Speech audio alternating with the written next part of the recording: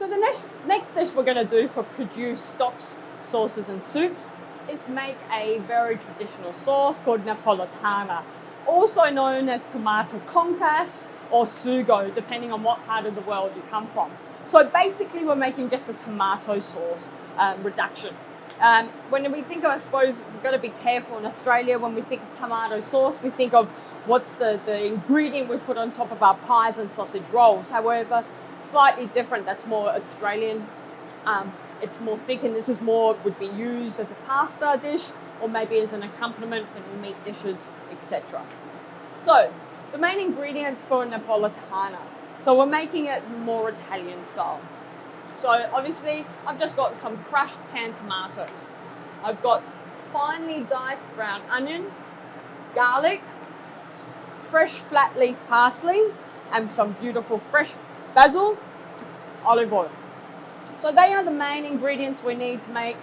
A really yummy Napoletana. So whenever I'm preparing my mise en place for service, or when I'm cooking, I always have a bucket of water and my tools. It just makes your life much more easy and organized throughout the cooking process. Okay. All right, firstly we start off by putting about 45 mils of olive oil into the base of a pot. Place it on a medium flame stove top. Add your diced onions.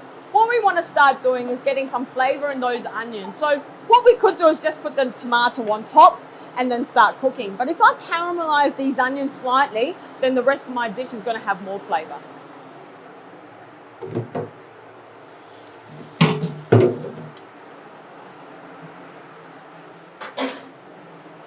So high heat at the moment. All right, so while that's cooking, I'm just going to cut my garlic. Because again, it's Napoletana and it's going to be cooked down for a while, it doesn't need to be too fine. Now, I don't add my garlic at the beginning while I'm slightly caramelizing my onions. The reason why is garlic has a huge sugar content. If I add my garlic too early, it's going to burn straight away. So a couple of minutes just before my onions are ready, I'll add my garlic, cook it for a couple of minutes, and then add my tomato.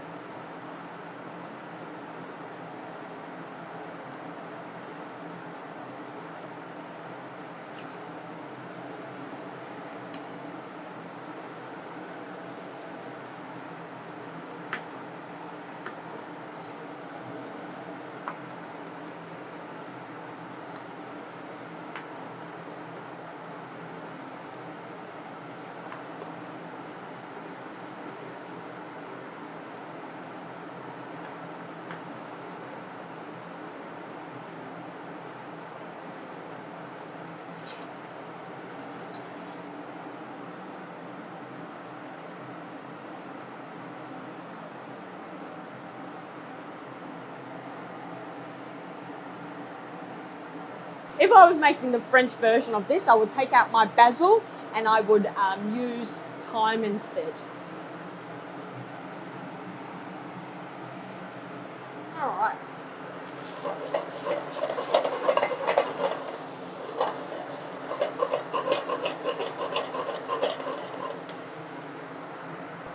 Another thing we need to talk about is using heavy base pans. Now, the bases, sometimes we get really pots with really thin bases. There is a difference in transfer of heat. For stocks, it's not too much of a worry, but however, when we're making sauces, we tend to always use heavy base pots.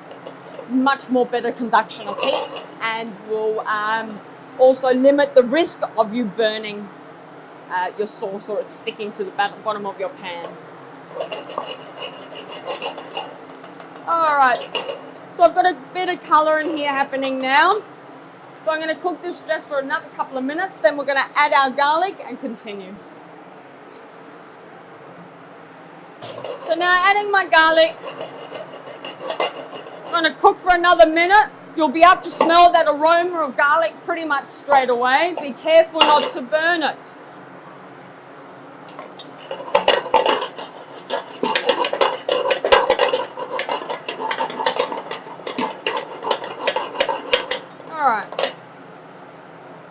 this point, I add my tomato.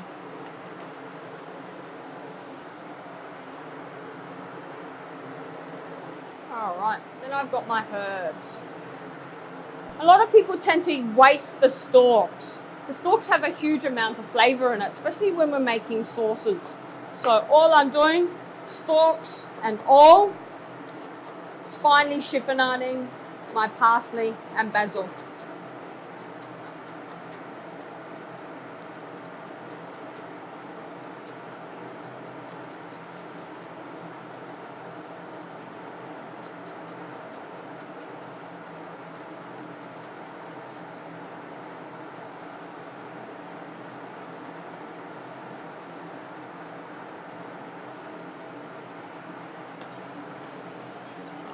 Straight into the pot. So we'll start it off with all these herbs as well, and then as we take it off, we'll finish it with some fresh herbs. So once it comes to a boil, we're going to lower the temperature and simmer it. Now we want to simmer for quite a while, approximately about an hour, so make sure that temperature is low enough, otherwise it's going to burn. So sometimes the flame, depending on the quantity of food that you're making, the flame might be too high or too much for your pot, because if you want to slow cook it. So what I tend to do is just put it to the side of that flame, and it's going to cook a bit slower. So if I, instead of doing this, I do this. So we're going to come back to it approximately every 10-ish minutes, give it a quick stir, and keep on reducing it for approximately 1 hour. Obviously, the volume of Napoli that we make will depend on the amount of cooking time. Another secret ingredient that I must tell you about, and the nonnas in Italy would probably do it as well, but I tend to add a small amount of soft brown sugar to my Napolis or my cooked tomato sauces. It brings out the natural flavour of the tomato and just makes it beautiful, but you're just going to make sure not to add too much. We're talking about maybe 10 grams or so, just to flavour it a little bit. Now we won't season with salt until the end. Because I'm reducing the flavour, it's enhancing the flavour it is. So we might not, if we cook it correctly, we actually don't need to add salt. So that's really dependent on my skills and making sure I do all my steps properly. And then at the end product, it will be naturally flavoured enough without having to add any more fortified salt to it. What we're going to do is place our Napoli. We're going to place our Napoli into the food processor. So we don't need to necessarily do this step depending on what we're using our Napoli sauce for. So we could leave it all chunky and that would be okay. So for example, for a spaghetti meatballs, I would just leave it like that. However, if I'm making maybe a gnocchi with a tomato sugo, I would make it nice and pureed. Now at this point, we could also put it through a fine mesh sieve to get it even finer. However, I want the extra bits and pieces in there, so I won't strain it. However, if you want a really refined sauce that is used for a garnish, then push this through a fine mesh sieve and it will be beautiful without any colouring or anything in there, and will be really good as a garnish.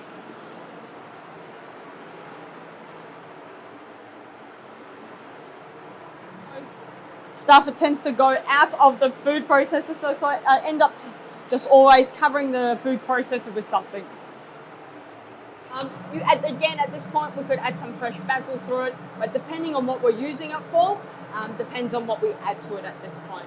However, I think I'm just going to leave it like this, nice and simple, place it into containers. This sauce will last for approximately 5 to 7 days when refrigerated between 1 and 4 degrees. Or you could freeze it and it will last for up to 6 months to 12 months really, if frozen properly and at a really cold temperature. So about -18 or lower.